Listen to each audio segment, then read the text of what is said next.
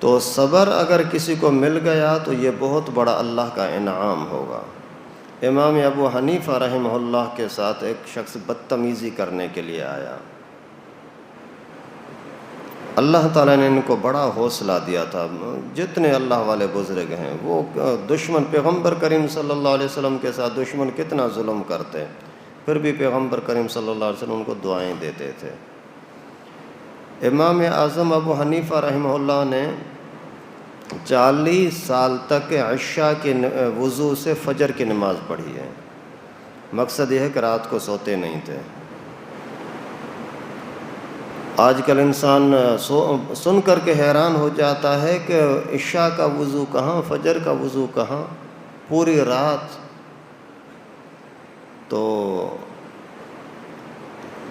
جب رات کو سوتے نہیں تھے تو صبح کے دوپہر کو قیلولے کے لیے سو جاتے تھے۔ ایک بندے نے، ظالم نے کیا کیا کہ اس کو پتہ لگا کہ اس ٹائم پر امام صاحب سوتے ہیں، پوری رات سوتے نہیں، آ کر کے دروازہ ٹکٹکایا۔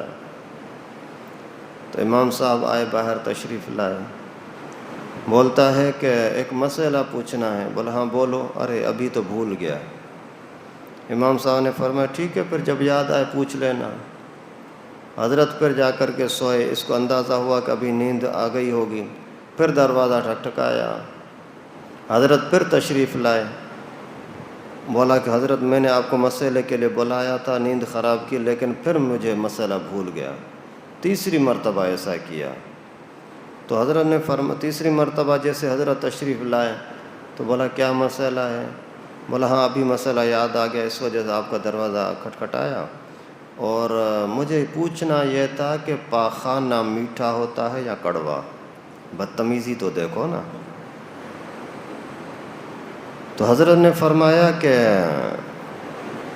یہ تو اللہ جانتا ہے، لیکن جو ظاہری آثار سے، نشانوں سے لگتا ہے، جب تازہ ہوتا ہے تو میٹھا ہوتا ہے، جب سوکھ جاتا ہے تو کڑوا ہوتا ہے۔ تو وہ بدتمیز کہتا ہے کہ تو نے چکھ کے دیکھا ہے؟ حضرت نے فرمایا جب تازہ ہوتا ہے تو مکھیاں اس پر بیٹھتی ہیں، اور جب سوکھ جاتا ہے تو مکھی اس پر نہیں بیٹھتی، اس سے یہ لگتا ہے۔ ابھی اس طرف سے بدتمیزی کا یہ عالم ہے، اور اس طرف سے شرافت کا کیا عالم ہے۔ اسی طرح سے ایک مرتبہ امام صاحب گھر میں تشریف فرما تھے، ایک کوئی آیا بدبخت، آ کر کے کہنے لگا کہ دروازہ ٹکٹکایا، حضرت باہر تشریف لائے، بولتا ہے سنا ہے کہ تیرا ابو فوت ہو گیا ہے؟ بولا ہاں ابو فوت ہو گیا۔ تو یار اپنی ماں کے ساتھ میرا نکاح کرا دینا، حد ہوتی ہے نا۔ تو ابھی اللہ معاف فرمائے، آج اگر کسی کے سامنے اس طرح کی بات ہو تو امام صاحب کے دل میں تو پتہ نہیں کیا کیا گزرا ہوگا، لیکن ظاہر میں صبر کیا، اتنا صبر کیا کہ کوئی جواب نہیں دے رہے تھے۔ پھر فرمایا کہ میری اماں عاقلہ بھی ہے، بالغہ بھی ہے، اور شریعت کا حکم یہ ہے کہ کسی بھی بالغ لڑکی کا نکاح اس کے اپنی اجازت کے بغیر نہیں ہوتا۔